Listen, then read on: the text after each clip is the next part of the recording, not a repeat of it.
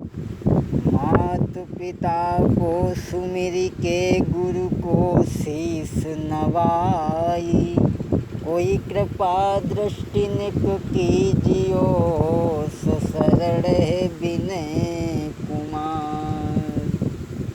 हाँ भैया, आज हम आप लोगों को एक कहानी जो लेकर के चल रहे हैं अलाउद्दीन खिलजी और पद्मावती की। ये पद्मावती देखने में बड़ा सुंदर स्त्री थी, बहुत सुंदर स्त्री थी। अलाउद्दीन पद्मावती पे कितना मोहित था। पद्मावती के सौंदर्य को देख करके दोस्तों, पद्मिनी का इतिहास स्वर्ण अक्षरों में लिखा गया है। ये रानी पद्मावती के नाम से जानी गई, बड़ा ही सुंदर थी। इनके पिता का नाम गंधर्व सेन था और माता का नाम चंपावती था। और ये बचपन से ही बड़ा सुंदर थी पद्मावती। दोस्तों, ऐसा ही नहीं, सुंदर पद्मिनी नारी सुनो दे ध्यान सभी नर नारी। और कांतक शोभा बरड़े रे के आँखी से नाई नियारी। इतनी सुंदर थी पद्मावती। और काले के सनैन कजरा रे गोरे गोरे बाके गाल। अरे गोरे गाल गाल पे तिलु है मुस्की छुटती मिटे अंधियार। अरे चंद्रमा सो चेहरा दमके थी वो नैना मृग के अरे उनारी। अरे गोरी बहिया लचपची कमरिया कातक कहें विनय समझ आई। मेरी धीरे धीरे कथा भ्रात आगे कछु बढ़ी रही है। बड़ा ही सुंदर थी। इनके पिता गंधर्व सेन ने इनका स्वयंवर रचा, जिसमें देश विदेश के राजा लोग आए और इनका विवाह चित्तौड़ के राजा रतन सेन से कर दिया गया। रतन सेन चित्तौड़ के रहने वाले थे और गंधर्व सेन सिंगल प्रांत के राजा थे। जो सिंगल प्रांत के राजा गंधर्व सेन थे, इन्होंने अपनी पुत्री का विवाह चित्तौड़ के राजा रतन सेन से कर दिया। राजा रतन सेन, अरे रतन सिंह बलवान सुनाऊं हाल सुनो मेरे भाई। अरे प्रजा में नहीं कोई कले सौदे के चले धर्म के संग। अरे चले धर्म के संग सुनो नर नारी सभी मेरी बानी। चित्रकला संगीत शौक यति भारी। और चित्रकला संगीत शौक यति भारी। बड़ा ही अच्छे राजा थे।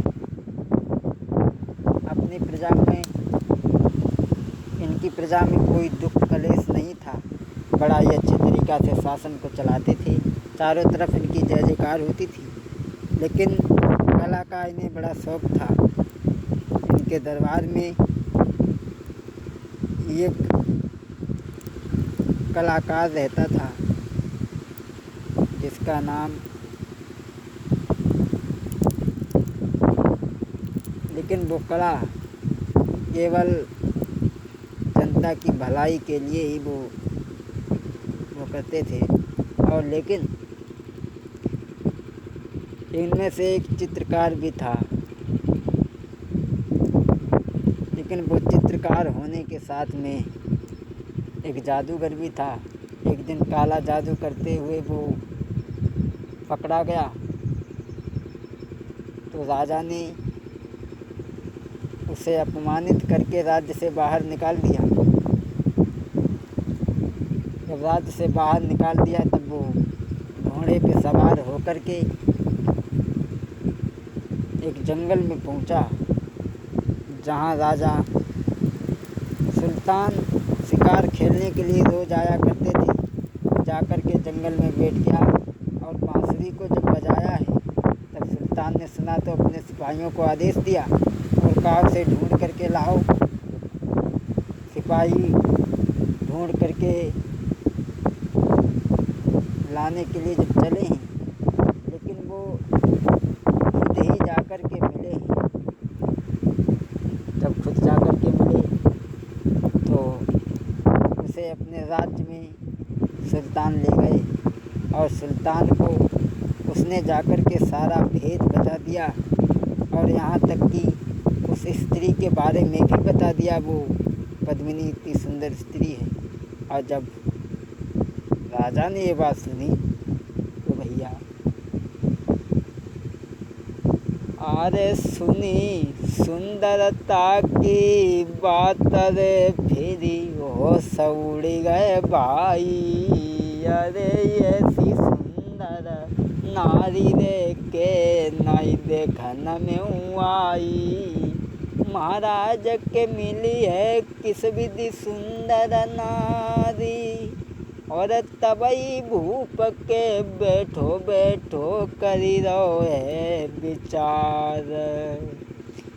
मन में बात सोची रहो भूप के कैसे नारी मिल पावे।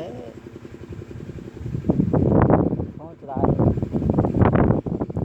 उसने जब सुना तो कुछ दिन के बाद में सेना को सजाया और जाकर के चित्तौड़ के राजा रतन सेन पे चढ़ाई करने की सोची।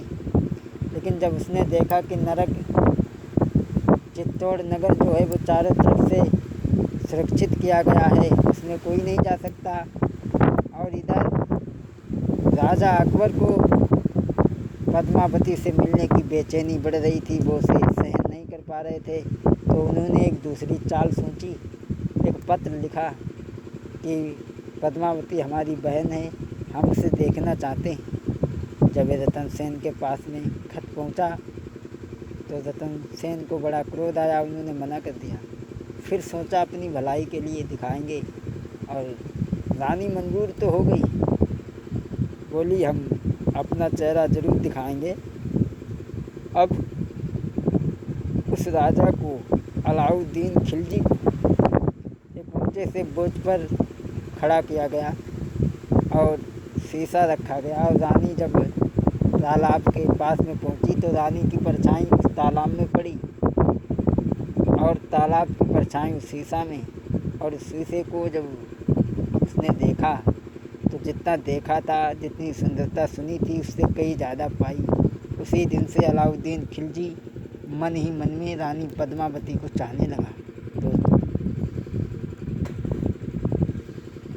अब मन ही मनाया बच्चा तू है जाई चैन पर तू नाई दिन में। अब किस विधि मोह को मिल पावे। अरे चैन हृदय में नाई आई रहो भैया। अब सात दरवाजे जब पार करा के निकाले गए तभी राजा को अलाउद्दीन खिलजी को मौका मिल गया और रतन सेन को बंदी करवा लिया। जब रतन सेन बंदी हो गए तो रानी पद्मावती ने मिलकर के सैनिकों के साथ में सुल्तान को धोखा देने की सोची और 150 पालकी सजवा करके पहुंची, जिनमें पद्मावती नहीं थी, सिपाही थे, और जाकर के घमासान युद्ध किया और राजा को छुड़ा लिया, लेकर के आए।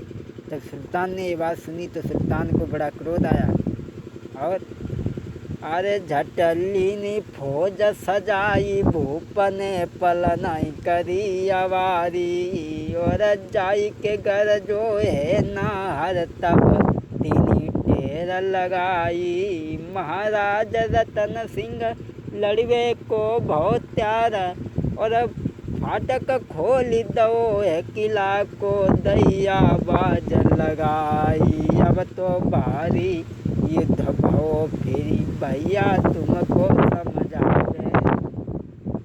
जब सेना को लेकर के जब वहाँ पहुँच गए अलाउद्दीन खिलजी, तो राजा के पास में दूसरा कोई उपाय नहीं था। किले का फाटक खोल करके आदेश दे दिया। काफ़ी जब युद्ध हुआ तो उसमें रतन सेन वीर गति को प्राप्त हो गए। जब वीर गति को प्राप्त हो गए तो रानी ने सुना कि हमारे पति मारे गए, अब हम दुनिया में रह कर के क्या करेंगे, दूसरे के साथ में नहीं जिएंगे। उसी समय आग को जला करके सती हो गई। अलाउद्दीन ने जब देखा वहाँ पर पहुँच करके तो उसके हाथ में धुआं और राख निराशा ही हाथ में आई। लेकिन अलाउद्दीन खिलजी के हाथ में रानी पद्मावती नहीं आई। तो क्षमा करें, इस कहानी में अगर कोई गलती हो। अरे जैसी सुनी मैंने तैसी तानी तुमको गाई सुनाई। महाराज के सबई करियो माफ कसूर और जैसी सुनी मैंने तैसी भैया सभा में दई सुनाई। बीरन करियो माफ कसूर घड़ी अब 12 बजाई। बीरन करियो माफ कसूर घड़ी अब 12 बजाई। के दर्शन करिले नई गुजरिया रसिया ठाणो आगे। दर्शन करिले नई गुजरिया रे रसिया ठाणो आगे। अरे ठाणो आगे रसीलो ठाणो आगे। दर्शन करिले नई गुजरिया रसीलो ठाणो